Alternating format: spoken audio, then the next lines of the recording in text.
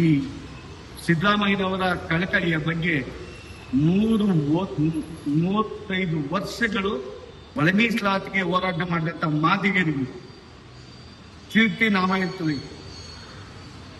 ತಿರುಪ್ತಿ ನಾಮ ಇಟ್ಟಿದ್ದೀರ. ಈ ರಾಜ್ಯದ ಮತ್ತೊಂದು ದಲಿತ, ಇಡೀ ದಲಿತರಿಗೆ ಅವ್ರಿಗೇನಿಟ್ರೆ ಅವ್ರಿಗೆ ಚೆಂಬು ಕೊಟ್ಟು ಒಳ ಮೀಸಲಾತಿಯ ಬಗ್ಗೆ 101 ಜಾತಿಗೂ ಚೆಂಬು ಕೊಟ್ಟಿದ್ದೀರ ಸಿದ್ದರಾಮಯ್ಯನವರೇ. ಈ ರಾಜ್ಯದ ಉದ್ಯೋಗಾಕಾಂಕ್ಷಿಗಳ ಕಿವಿಯಲ್ಲಿ ಚೆಂಡು ಹೂವು ಇಟ್ಟಿದ್ದೀರಾ. ಕಾನೂನುಗಳು ಯಾರಿಗೂ ಗೊತ್ತಿಲ್ಲ ಅಂತ ಹೇಳಕ್ ಹೋಗ್ಬೇಡಿ. ಯಾವ ಪೋರ್ಟ್ ಅಲ್ಲಿ ಯಾವ ಸೈಟೇಷನ್ ರೇಟ್, ಯಾವ ರಾಜ್ಯ ಯಾವ ಪ್ರೆಸಿಡೆನ್ಸ್ ಆಗಿದೆ. ತಮಿಳುನಾಡು ಆರ್ಟಿಕಲ್ 9 ಸೇರಿಸಿ 69 ಮೀಸಲಾತಿ ತೊಡೆ ತಟ್ಟಿ ಆ ರಾಜ್ಯದ ಶೋಷಿತ ವರ್ಗಕ್ಕೆ ಮೀಸಲಾತಿಯನ್ನು ಕೊಟ್ಟಿದೆ.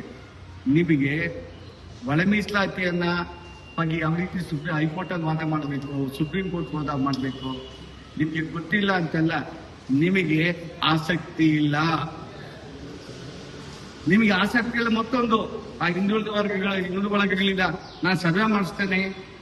ಈ ದೇಶದಲ್ಲಿ ಹಿಂದುಳಿದ ಯಾರು ಮತ್ತೆ ಶೋಷಿತರಿದ್ದಾರೆ ಅವರಿಗೆ ಬೆಲೆ ಮೀಸಲಾತಿ, ಜನಸಂಖ್ಯೆ ಆದಿದೆ, ಅದಕ್ಕೂ ದುಡ್ಡು ಖರ್ಚು ಮಾಡಿದ್ರಿ. ನಾಗಮೋಹನ್ ದಾಸ್ಗೂ ದುಡ್ಡು ಖರ್ಚು ಮಾಡಿದ್ರಿ. ಸನ್ಮಾನ್ಯ ಮಾಜಿ ಆಂಜನೇಯವರು ಇದ್ದಾಗ ಆವತ್ತು 180 ರೂಪಾಯಿ ಖರ್ಚು ಮಾಡಿದ್ರಿ. ಏನು ಯಾರಪ್ಪಂದ್ರೆ ದುಡ್ಡು? ನಿಮ್ಮ ಅಪ್ಪದ ದುಡ್ಡು ನಿಮ್ಮ ಅಪ್ಪನ ಕಚೇರಿಯಿಂದ ಖರ್ಚು ಮಾಡ್ತಾ ಇದ್ದೀರಾ? ಯಾರನ್ನ ಓಲೈಸೋದಕ್ಕೆ ರಾಜಕಾರಣವನ್ನು ಮಾಡ್ತಾ ಇದ್ದೀರಾ? ಅಲ್ಲ, ಇದನ್ನ ಪ್ರಜ್ಞಾವಂತರು ಸಹಿಸ್ಕೊಳಕ್ಕಾಗೋದಿಲ್ಲ. 54 ಮಂದಿ ಇದ್ದೀರಾ.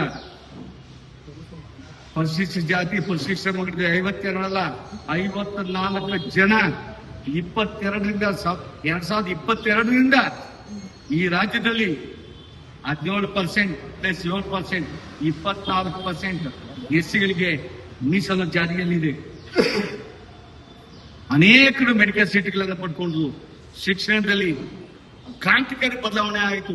ಮೆಡಿಕಲ್ ಸೀಟ್ಗಳು ಬಂತು, ಇಂಜಿನಿಯರ್ ಸೀಟ್ಗಳು ಬಂತು, ಡಿಪ್ಲೊಮಾ ಸೀಟ್ಗಳು ಬಂತು, IITಗಳು ಸಿಕ್ತು. ಏನ್ ಎಲ್ಲ ಉದ್ಯೋಗಗಳ ಎಲ್ಲ ಶಿಕ್ಷಣದಲ್ಲಿ ಕ್ರಾಂತಿನೇ ಆಗಿದೆ ಈ ಸಮಾಜಕ್ಕೆ. ಅದು 54 ಜನ ಮಾತಾಡೋದಿಲ್ಲ, ಮಂತ್ರಿಗಳು ಮಾತಾಡೋದಿಲ್ಲ ಕ್ಯಾಬಿನೆಟ್ ಅಲ್ಲಿ. ಯಾತಕ್ಕೆ ಅಂತ ತಾವು ಅಧಿಕಾರದಲ್ಲಿ ಯಾತಕ್ಕೆ ಮಂತ್ರಿ ಸ್ಥಾನಗಳಿದೆ. ನಾನು ಹೇಳ್ತೇನೆ, ತಮ್ಮ ಮುಖಾಂತರ ತಮಗೆ ಬದ್ಧತೆ ಇದ್ರೆ, ಸಾಮಾಜಿಕ ಕಳಕಳಿ ಇದ್ರೆ ದಲಿತ ಮಂತ್ರಿ ಈ ತಕ್ಷಣ ರಾಜೀನಾಮೆ ಕೊಡಬೇಕು. 54 ಮಂದಿ ಶಾಸಕರು ಪರಿಶಿಷ್ಟ ಜಾತಿ ಪರಿಶಿಷ್ಟ ಪಂಗಡದವರು.